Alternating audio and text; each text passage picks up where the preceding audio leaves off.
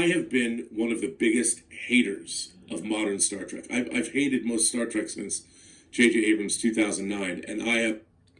See, that's where we differ, because I actually gave that useless sack of crap, well, two of them, Kurtzman and Abrams, the benefit of the doubt. I actually really enjoy the first few minutes of the '09 movie right up until the opening credits, and I enjoy the scene with Kirk and Pike in the bar, but the rest of that movie is hot fucking garbage, and everything after that has just been a downhill pile of crap.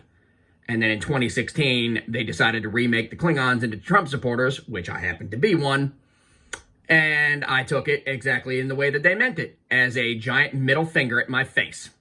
And anyone who is right-wing, who is a Star Trek fan like me, I don't consider it legitimate canon. I refuse to grant it legitimacy of canon. I don't give a crap what Paramount says. To hell with them. And to hell with that and Picard, which the first two seasons basically had the Federation in a sort of xenophobic, protectionist, racist, whatever, and then we read the articles, and Kurtzman and Patrick Stewart, both knee-deep in Trump derangement syndrome, decided to recast the Federation as a racist, xenophobic organization, which is just impossible when you have a planet-wide organization of 150-some-odd planets. You can't have racism. It's not possible. So, yeah.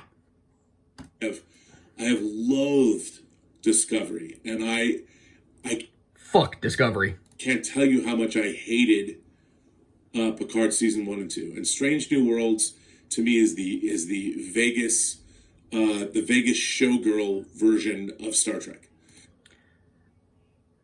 In the first episode of that show, towards the end, they intentionally put images from January 6th in there, which I don't have an opinion on because, frankly, it wasn't in Washington, D.C. I know that what both sides are saying about it is not reality. I don't know what happened. I don't claim to know what happened. I just know that whatever was presented on television was not what actually happened because those people were lying through their teeth. Beyond that, on both sides. Beyond that, I have no idea. But the fact that you included it in a first episode of a Star Trek series to pander to the left-wing audience at the expense of the right-wing audience was... I mean, how much more crap do you need? You have the Klingons being turned into Trump supporters, then you have the Federation being turned into what they think Trump supporters are, and then the first episode of Strange New Worlds, you have a reference to January 6th. I mean, how many giant middle fingers do you need from Alex Kurtzman before you finally go, all right, fuck these people? Which is where I'm at. Where they continually rip off female science fiction writers and don't give them credit for their work. And Anson Mount is looking happy with his coiffed hair, and his crew of sexually ambiguous, clearly never were involved in any kind of military discipline crew members. That ain't the only one. If you've ever seen Lower Decks, my God. Holy mother. You have a situation in that show where the mother is the captain of a ship and her daughter is an ensign on the same ship, which would never be allowed in the corporate world or the military world for obvious conflict of interest reasons. And then on top of that, you have several episodes where the mother, who is the captain, literally changes ship policy to allow her daughter to just go do whatever the hell she wants, and basically tells other officers who are her superior officer that they have to listen to her, that they have to do what she says. It just, the whole show is just utter shit. It is a show made by people who have no concept of the real world, nor do they have any respect for the canon. And the fact that they have gotten so many of the actors and actresses from this franchise to come back to that, it's just mind-blowing. It's just inherently, the existence of Lower Decks is inherently disrespectful. I haven't watched Prodigy. I don't have an opinion on it. Because frankly, at this point, I just don't care. I got into something of an argument with Robert Meyer Burnett here, who I have the highest respect for. I disagree with him on a great many things, but I have the highest amount of respect for as a Star Trek fan. And he, Terry Matalas ended up getting dragged into it. I don't know, but he dragged himself into it on Twitter. And basically I was like, you saw in the commercials where they made Worf a pacifist. Either you are completely tone deaf to the damage that has been done to this franchise, or your marketing people who made this trailer are just complete morons. What you are supposedly trying to do is to win back a good percentage of the fan base from the damage that has been done, and instead you put out a commercial where Worf is a pacifist. It doesn't matter whether or not that's the actual case in the show. You don't put that in a trailer unless you're trying to send a signal, and that signal is a giant F you to fans. So for him and Metalis to then get defensive about the product, okay, so if the show is great and he has new weapons and Worf goes around, doing Worf things, which I love, huge fan of Worf, okay? You do not put that in a trailer that is for a TV show that is intended to undo the damage of the past 2 years and really, by extension, the damage of the past, what are we at, 2005, so 18 years? That has been done to this franchise by Alex Kurtzman and J.J. Abrams, but especially Alex Kurtzman. You don't put that in a trailer. And I said that to them, and basically they were like, so don't watch it then. I'm like, that's really the attitude you're going to have? This franchise has had that attitude for 20 years. Or 18 years now. Look at it. Look at what it's gotten you. Nothing. You've pissed off and driven away half the fan base, and really, if we're being honest here, that's the half of the fan base that has most of the money for merchandise and other things. And now you're trying to get them back and to undo some of this damage, and you put that in the trailer. You're either incredibly stupid, or this TV show is not what you claim it is. I don't know which one it is, but regardless, that is tactically stupid. So I don't know if that was Metalis' decision or if that was some third-party company they hired to make the trailer. I have no idea. But as a matter of tactics, incredibly tone-deaf. It's hard for me to watch and accept Star Trek Strange New Worlds because I don't believe a shred of it. Just like I don't believe a shred of... You are correct. It is... For so many reasons having to do with legalities, IP rights, franchise rights, and everything else involving CBS's licensing department, yeah, it's not canon. None of it's been canon since 2005. But on top of that, in every way possible, that show is not canon. The fact that so many people seem to keep heaping praise upon it reminds me of when they were heaping praise upon Discovery, and then all of a sudden those same people started to turn tail and run because they realized a couple of seasons in that everything they were saying about it, which was complimentary, was full of complete shit. And it wasn't until season 2 or 3, whatever it was, that people started feeling comfortable actually telling the truth. That it was a garbage show. All I had to do was watch the first episode to know that it was shit. And I've never watched anything further than the first episode, and the first episode got me that pissed off about what they did to the Klingons. And I knew why they did it, because they wrote about why they did it in several articles in order to get coverage from the mainstream entertainment media. To get positive coverage for the show, they went and talked about it. I don't know whether that was their intention or not, but that's what they claimed that was their intention. So, yeah, fuck them. Star Trek Discovery. However, Star Trek The Next Generation always had its roots in the nautical traditions that Gene Roddenberry borrowed from Star Trek, and especially Nicholas Meyer, who leaned into those things. Oh, yeah. The Horatio Hornblower and outer space and all that. And, of course, Roddenberry himself came from the military. He was a pilot in World War II. Then he was a commercial pilot. He was shot down and survived. So Star Trek Picard Season 3, I can tell you, is one of the things I love about it. It's very much like a space Tom Clancy novel. Think... Interesting. Hunt for Red October. Think Clear and Present Danger. Think Patriot Games. There's a lot of that in it, and I know that showrunner Terry Matalas and I, we sort of bonded when I got to know him over our mutual love of Hunt for Red October. So there is a lot of that. There is a lot of and that's all wonderful. I'm just going to say, if you're supposed to be a person who is trustworthy, and again, I got nothing against you. I respect the hell out of you.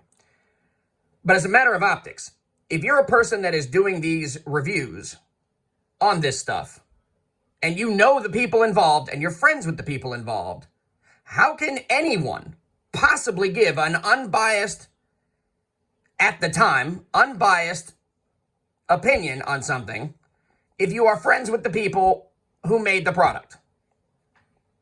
Any product. It doesn't matter what it is. Okay?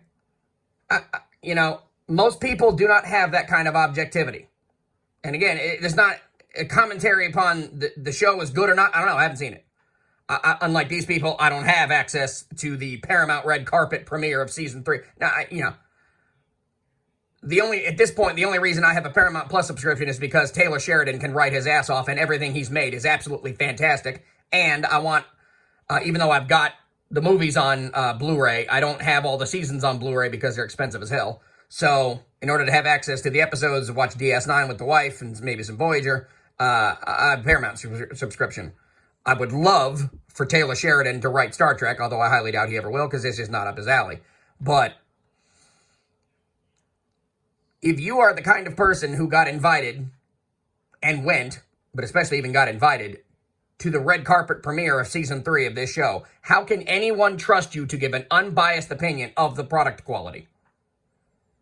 That's when the term access media is used, that's precisely what they're talking about. It's the same problem where people get invited by Disney to Disney World to test out a new ride or a new this or a new that, or the stupid Star Wars hotel that they created that was like, a few grand a night a year ago. In order to get invited to those events and then get invited to more events in the future, you have to write a positive review or you will not be invited back for the next one. It's what's called the access media. They give you access, you write positive crap. And then years later, when it no longer matters, then maybe you can say your real opinion that you had to only when the winds start to blow the other direction do people start getting honest. This is the problem. So, you telling everyone that this is an amazing, this is whatever, this is it. Well, I get that. And if that's how you really feel, I think that's fantastic. But if you were going to give an unbiased review of this, you should have never gone to the red carpet. You should have never gone to the event. You should have been involved in the event. You wait until it comes out like everyone else. Watch it on your own. Then give us your opinion as an experienced person who has done the DVD commentaries and on the extension of the Blu-ray HD upgrade of Next Generation, because he did the DVD extras and all that, and numerous other things, and for Lord of the Rings as well. Then give us your opinion as a massive person with experience and as an expert in that field. Then do that. Watch it like the rest of us watch it.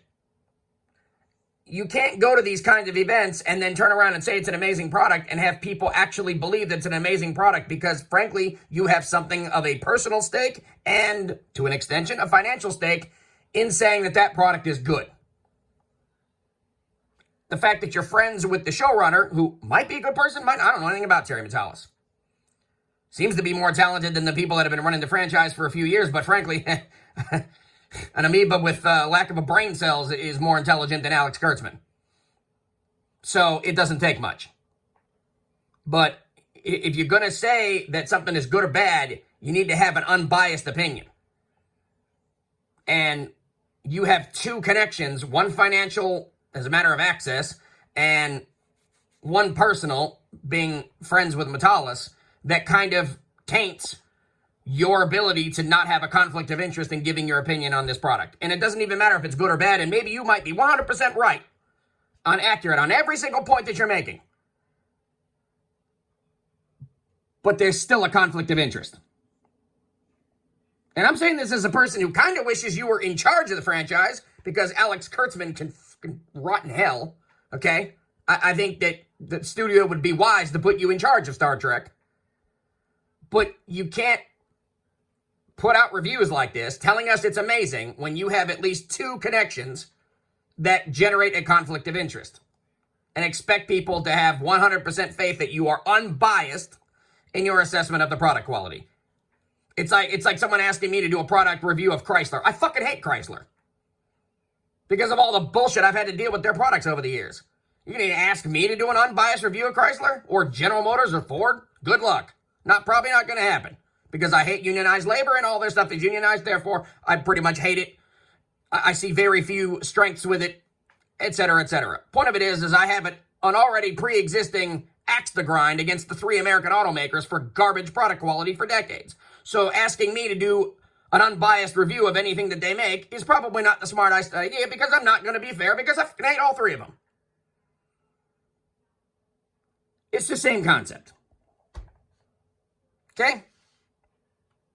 Military, nautical, naval, Starfleet feel to Picard season 3, and I can say it's pretty much what I would call a bottle series, in the sense that you're not going to many different planets, and you're mostly it's a ship based narrative. They go to places. Let's not say they don't, but standing sets and there's not a lot of location shooting, which I thought was very smart to do. Now, what's the strength of the show is the characters. And I think if you're a fan of Star Trek, that becomes immediately apparent 10 minutes in, when Picard and Riker first meet up. There's an easy camaraderie there. There's also a good humor. It feels very different from the Picard seasons 1 and 2 that came before. A lot of people have commented on the cinematography, how it's dark. It has a darker palette to it. It's not bright like Next Generation was. That's very...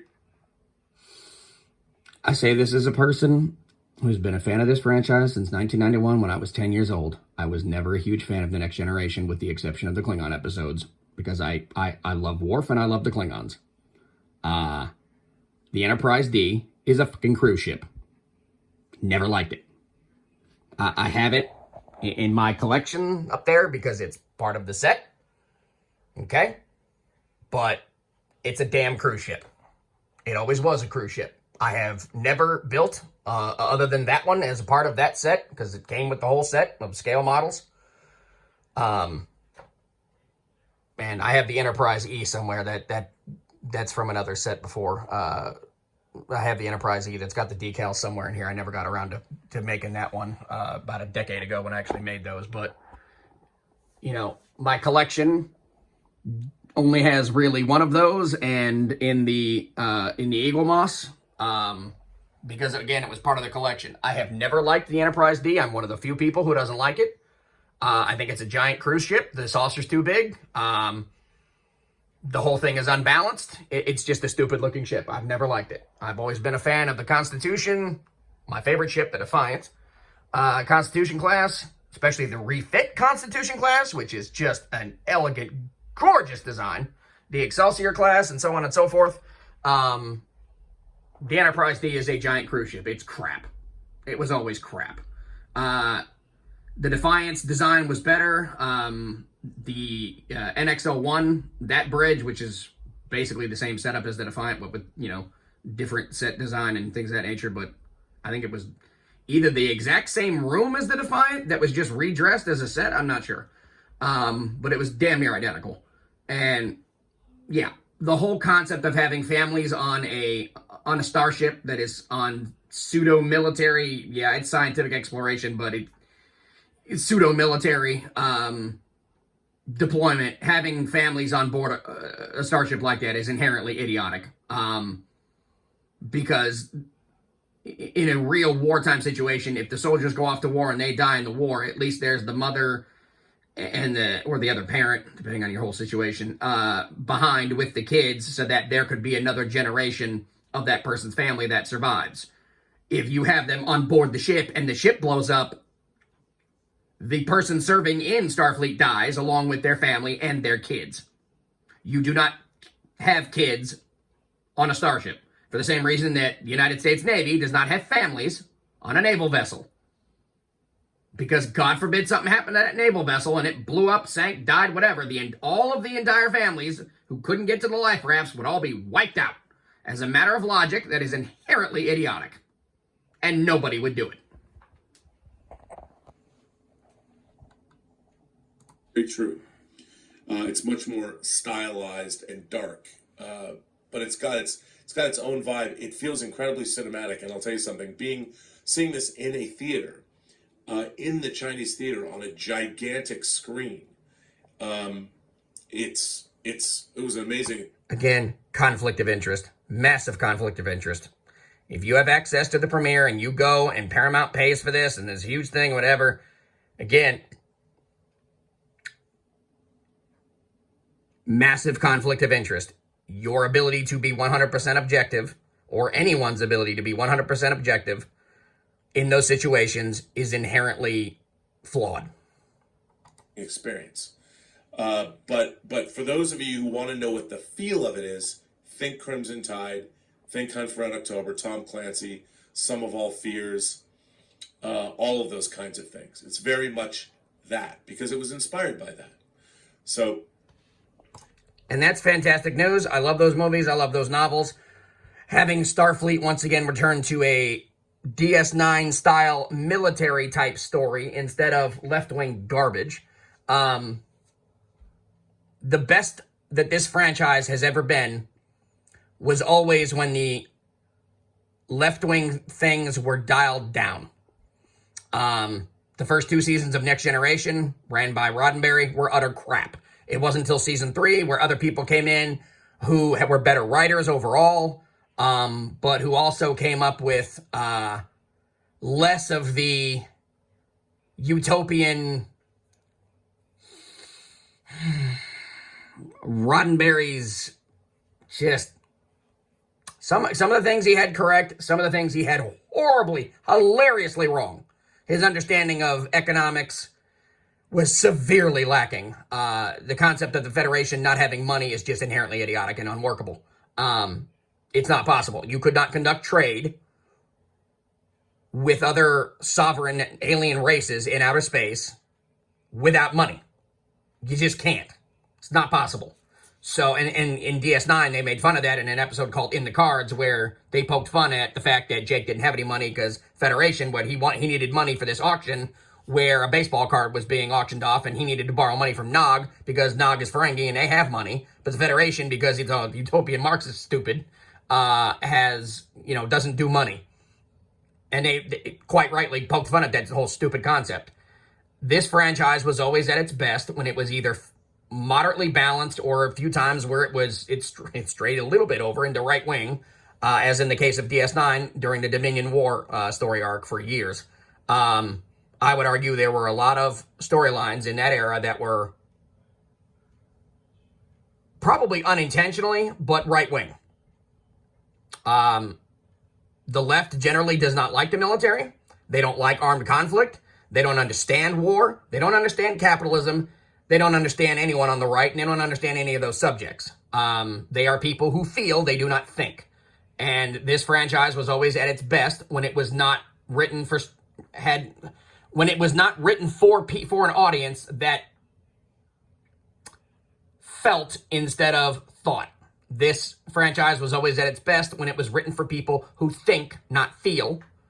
The material was always better when the science was better, when the explanation and the work behind the whole concept of warp engines running on antimatter and all that, and they do experiments at Fermilab and over in Europe, and they find out antimatter is a thing, we can actually create it, and one day if we can ever actually control it, although it takes the power of the sun to do so, we might be able to actually fuse it with matter, antimatter with matter, thereby creating an explosion, and if we funnel that explosion out the back of the ship, we might be able to funnel it through space. That level of detail, that level of thought, that level of concern for the source material.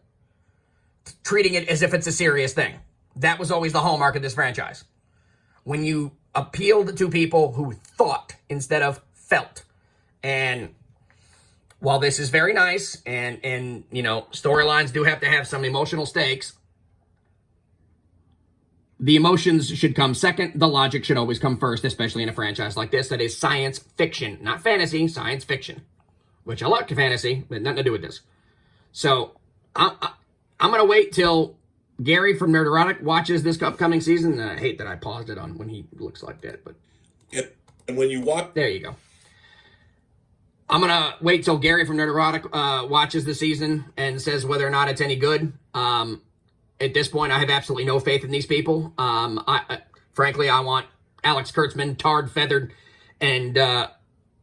evicted with, in the most grandiose style possible, publicly evicted and tarred and feathered off of the Paramount lot before I will even consider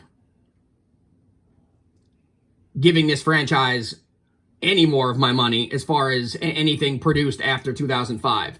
It's kind of like with Doctor Who. They need to retcon the ever-loving shit out of Doctor Who in order to get anyone to come back after the damage that's been done the last few years. It's the same thing with Star Trek. I refuse to grant, as a fan and as a customer and as the demand side of the supply versus demand equation, I refuse to give Paramount the legitimacy of canon for anything that has been made since 2005. Like I said, I gave the first movie a chance, and then when they started insulting fans, and they were doing it before the first movie, when they started insulting the hell out of fans before the second movie, when they had already guessed that it was going to be Khan and that Khan Noonien Singh was going to be, not John Harriman or whatever. Nothing against Benedict Cumberbatch as an actor, but that role should have gone to, in a whole era full of diversity, equity, and inclusion, Khan Noonien Singh was from Central Asia. So you should have found an actor of Central Asian descent who was really good to play that role. Or at least someone Hispanic, like Ricardo Montalban was, to play him in that fashion. Love Benedict Cumberbatch, but no, he is not Khan. He never was Khan. We were all lied to. And I got royally pissed off at all of that. And then the third movie was, good God. So, but even then, I was like, all right, this is just poorly made Star Trek. It's low quality Star Trek by people who don't care, whatever. Eventually, they'll find some people who care. And then they came out with Discovery. And I was like, oh, okay, so this is intentional. Got it. All right. So go. These people are, every product they make is telling me to go fuck myself. Wonderful. Well, I will tell them the exact same thing and will abstain from giving them any of my money. So, like I said, I'll see what Gary from Erotic has to say and Az from Heel versus Babyface, what they have to say about it, and then I will make my decision as to whether or not I'm going to watch it. But I have the highest respect for this guy, and I kind of wish that he was in charge of the franchise. But you can't go to the premiere, you can't be friends with the showrunner and sit there and expect people to trust you to not have a conflict of interest or to give your complete 100% unbiased opinion. And again, I've been a fan of yours for years, but you can't. You have to sit home, you have to watch it, whenever it comes out like everyone else, and then give your opinion, having no financial or personal ties to the studio or to the creators or the people who have a financial or personal stake in it.